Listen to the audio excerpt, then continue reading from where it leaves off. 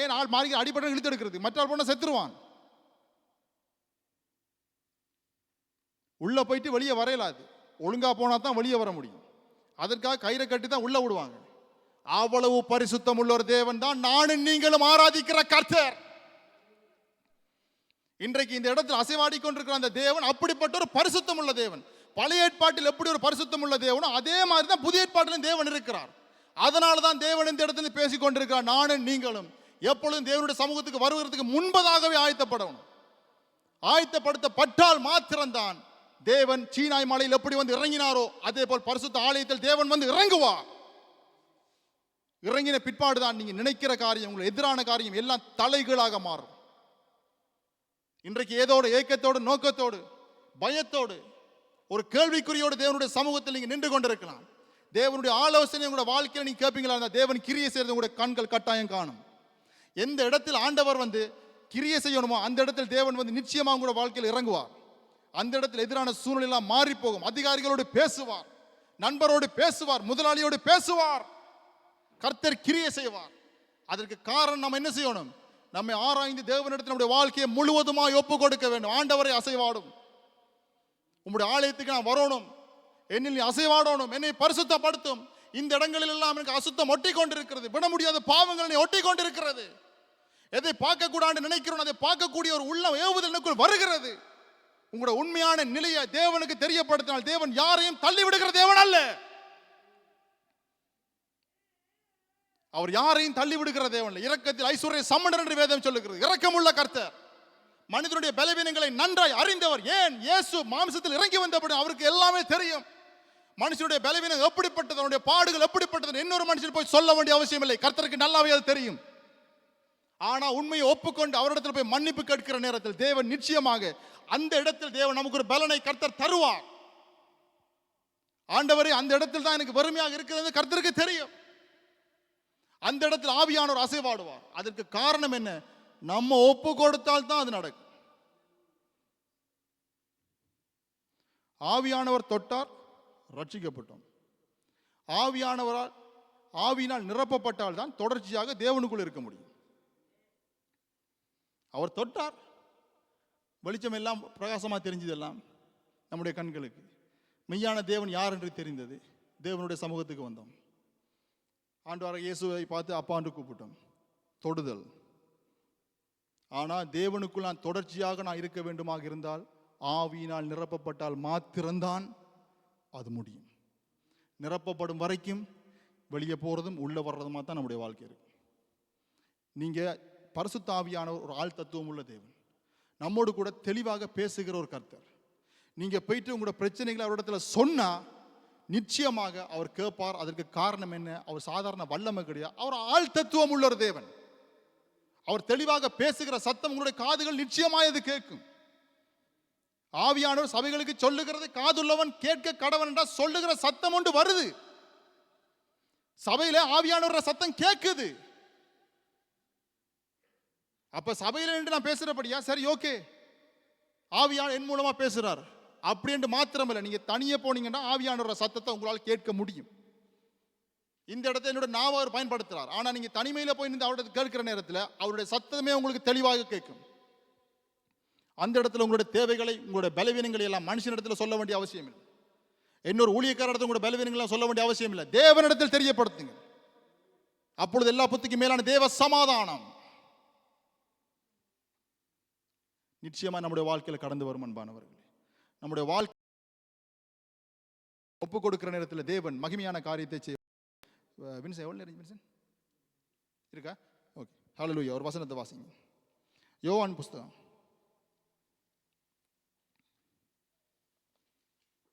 14:16.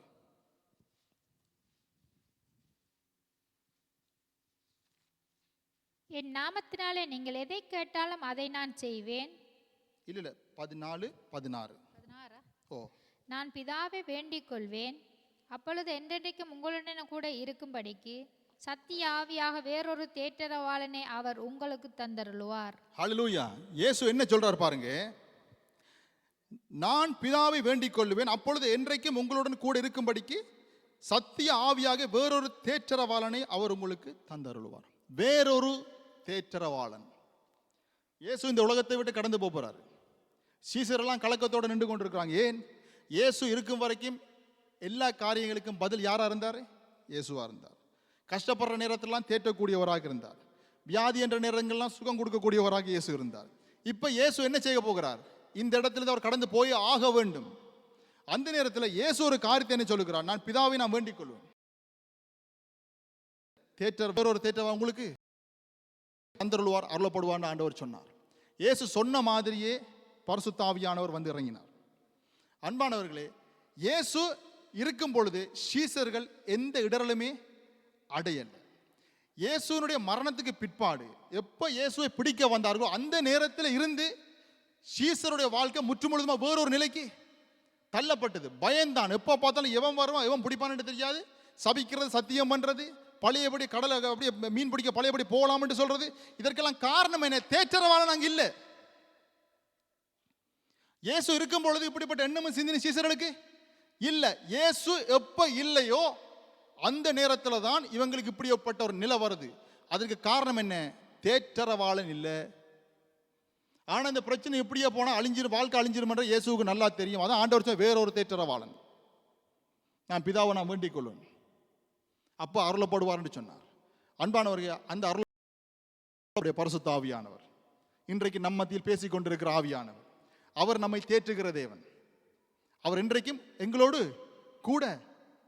அந்த வசனத்தை வாசிங்க 16. அப்பொழுது என்றென்றைக்கும் உங்களுடனே கூட காணும். என்றென்றைக்கும் உங்களோட கூட இருக்கும்படி அவர் என்றைக்கும் எங்களோடு கூட இருக்கிற ஒருவர் தான் பரிசுத்த ஆவியானவர். என்றைக்கும் எங்களுக்குள் கூட இருக்கிறவர், நமக்குள் இருந்து நம்முடைய பாதைகளை செவை பண்ணி தருகிறவர், நமக்கு ஆலோசனை தருகிறவர், நம்மை தேற்றுகிறவர், பிசாசுடைய கண்ணியிலிருந்து நம்மளை விடுதலையாக்கக்கூடியவர். இதெல்லாம் யார் செய்கிறவர்? தேற்றரவாளனாகிய பரிசுத்த ஆவியானவர். இந்த நாளில் அந்த ஆவியானவர் நமக்குள் இருந்தால் மாத்திரம்தான் நம்முடைய வாழ்க்கையில சரியான ஒரு நிலையில நம்மால் வாழ முடியும். இல்லாவிட்டால் இயேசு பிரிந்த பிற்பாடு சீசர்கள் எப்படி ஓடுபட்டு தெரிஞ்சாங்க பாத்தீங்களா? பூட்டின வீட்டுக்குள்ள என்ன செஞ்சாங்க? வீட்டை பூட்டிட்டு அறைக்குள்ள அப்படி இருந்தாங்க. பயம், எடுத்த முடிவெல்லாம் பிழையான முடிவு, சபிக்கிறது, சத்தியம் பண்றது.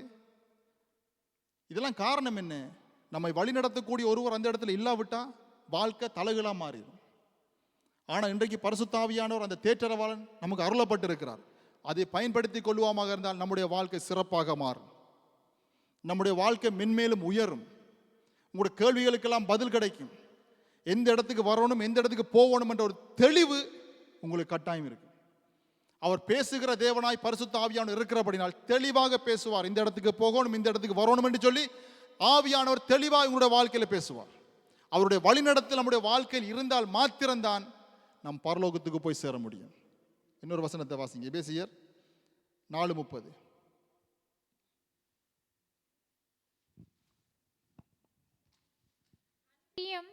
நீங்கள் மீட்கப்படும் நாளுக்கென்று முத்திரையாக பெற்ற தேவனுடைய பரிசுத்த ஆவியை துக்கப்படுத்தாதிருங்கள். ஹல்லேலூயா. அன்றையும் நீங்கள் மீட்கப்படும் நாளுக்கென்று முத்திரையாக பெற்ற தேவனுடைய பரிசுத்த ஆவியை துக்கப்படுத்தாதிருங்களாம். மீட்கப்படும் நாளுக்கென்று முத்திரையாய் பெற்ற பரிசுத்த ஆவியானவரை. மீட்கப்படும் நாளுக்கென்று சொல்லக்குள்ள நம்ம கடைசி நாளை நம்ம நினைக்க கூடாது. கடைசி ஆண்டவர் வருக அப்படி என்று மாத்திரம் இல்லை. ஒவ்வொரு நாளும் பரிசுத்த ஆவியானவர் நம்ம என்ன செய்கிறார்? மீட்டெடுக்கிறார். அவர் ஒவ்வொரு நாளும் நமக்கு உதவி செய்கிறார். அந்த பரிசுத்த ஆவியானவர் வசனம் என்ன சொல்லுகிறது? துக்கப்படுத்தாத, துக்கப்படுத்தாதன்னு சொல்ல. ஒரு மனுஷன் எவ்வளவு வேதனைப்படுவானோ அதே போல, ஒரு துரோகம் செய்கிற நேரத்தில் ஒரு மனுஷன் எவ்வளவு வேதனைப்படுவானோ அதே போலத்தான் பரிசுத்த ஆவியானவன் துக்கப்படுகிற தேவன். ஒரு மனுஷன் எவ்வளவு கலங்குறானோ அதே மாதிரி தான் தேவனுக்கு பிரியமில்லாத காரியத்தை நம்முடைய வாழ்க்கையில் அவர் சொல்லியும் நாம் செய்கிற தேவன். வசனம் சொல்லுங்க, துக்கப்படுத்தாதன்னு சொல்லுகிறது. ஏன்? நீ மீட்கப்படும் நாளுக்கு என்று முத்திரையாக பெற்ற பரிசுத்த ஆவியானவர். எல்லாவற்றிலும் அவருடைய விடுதலையாக கூடியவர், மீட்டெடுக்கக்கூடியவர். அவர் ஒரு நாளும் துக்கப்படுத்தாது. கண்ணால பார்க்க முடியாது என்று சொல்லி எதையுமே செய்யாது. நிச்சயமாய் தேவன் உன்னோடு பேசுகிற கர்த்தர். எது நல்லது கூடாதுன்னு உனக்கு நல்லாவே தெரியும். ஆனா தெரிந்து நீ செய்கிற நேரத்தில் பரிசுத்த ஆவியானவர் துக்கப்படுகிற தேவனாக இருக்கிறார். மீட்கப்படும் நாளுக்கு என்று முத்திரையாக பெற்ற பரிசுத்த ஆவியானவர் அப்படியே நம்மை விட்டு விலகி போயிடுவார். அதுக்கு பிறகு நம்முடைய வாழ்க்கையில விரும்பின எதையுமே நம்ம செய்யலாம். பாருங்க, ஒரு விசுவாசியாக இருந்தாலும் எவ்வளவுதான் பாவத்தை செய்தாலும் அவனோட வாழ்க்கை நல்லா தான் இருக்கும். ஆண்டவர் தட்டி கேட்கறதே கிடையாது. பார்க்கக்குள்ளே தெரியும். அவன் தொடர்ச்சியாக செஞ்சு கொண்டு இருப்பான், ஆனால் அவனுக்கு எந்த பாதிப்புமே வராது. ஒரு கேள்வி ஒன்று வரும், பரிசுத்த ஆவியான அந்த தேவனே எப்படி இருக்கிறாரு? டக்குண்டு ஒரு ஒரு ஏதாவது செஞ்சியா சார் ஒரு சரியான நிலை கொண்டு வரலாம், சரி இல்லை, அப்படியே அவன் தொடர்ச்சி அவனோட வாழ்க்கை அப்படியே போய் கொண்டு தான் இருக்கு, எந்த பாதிப்புமே இல்லை. அன்பானவர்களே, ஆவியானவர் ஒரு மனுஷன் வாழ்க்கையை அப்படி விட்டுட்டாருண்டா அவனை திரும்பி பார்க்க வேண்டிய அவசியம் கிடையாது. ஏன்? உலகத்தில் இருக்கிறவனும் இவனும் ஒன்று தான். உலகத்தில் இருக்கிற மனுஷனுக்கு பின்னால் ஆவியானவர் போகிறது கிடையாது. தேவனோடு யார் இருக்கிறானோ அவனை வழி நடத்துறதுக்கு தான் அவர் ஆயத்தம் உள்ள தேவனாக இருக்கிறார். என்னோட கடைசி ஒரு வசனத்தை வாசிங்க, ஆதியாகமம் 6:3.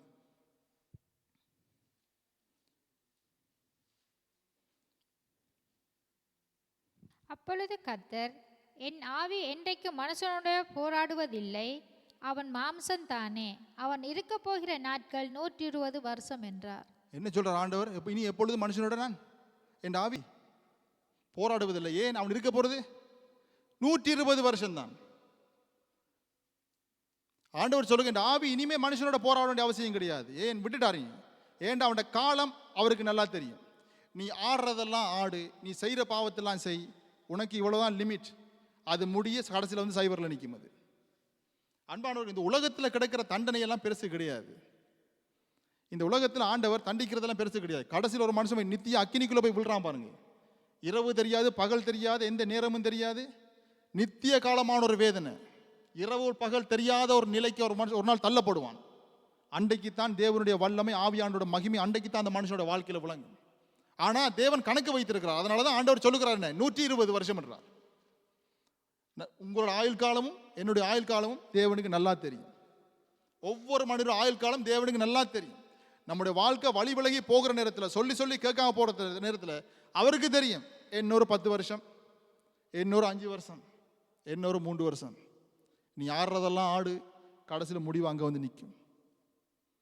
அன்பானவர்களே, ஆவியானவர் நல்லவர். அன்பான ஆவியானவர் அன்பாய் நம்மை நடத்த வேண்டும் என்று விரும்புகிறவர். இந்த இடத்திலிருந்து வேதத்துள்ள ரகசியங்கள் எல்லாம் உங்களோடும் என்னோடும் ஆண்டவர் பேசிக் கொண்டிருக்கிறார். இதை கேட்டு சரியான முறையில் நம்முடைய வாழ்க்கையில் உணர்வடைந்தால் நம்முடைய வாழ்க்கையில் வெறுமை என்பது மாறும், ஒழுங்கின்மை என்பது மாறும். ஒரு புதிய காரியத்தை நம்மால் பார்க்க முடியும், ஒரு புதிய படைப்பை நம்மால் பார்க்க முடியும். ஒரு புதிய ஜீவன், ஒரு முட்டைக்குள்ள ஜீவன் உருவாகிறது போல ஒரு புதிய ஜீவனை கர்த்தர் உருவாக்குவார். அதிசயமான காரியமெல்லாம் நம்முடைய வாழ்க்கையில் நடக்கும். இது இவ்வளவும் தேவனுடைய ஆவி நம்முடைய வாழ்க்கையில் அசைவாடணும். அதுக்கு இந்த நாளிலும் நாம் எல்லாரும் ஒப்பு கொடுப்போம். தேவன் மகிமையான காரியத்தை செய்வார். ஆமென்.